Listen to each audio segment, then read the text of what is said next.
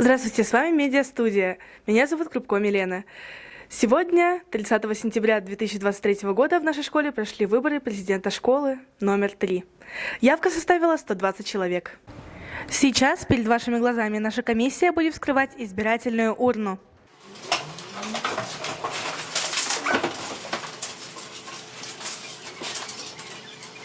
Прямо сейчас наша комиссия будет считать голоса.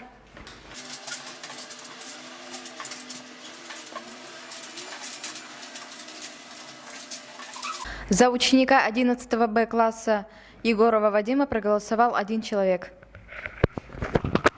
За ученика 11 Б класса Кривы Сахара проголосовало 69 человек. А за Леонтьеву Саяну проголосовало 50 человек. Вот и завершились выборы президента школы. И в этом году им становится Кривых Захар. Поздравим его!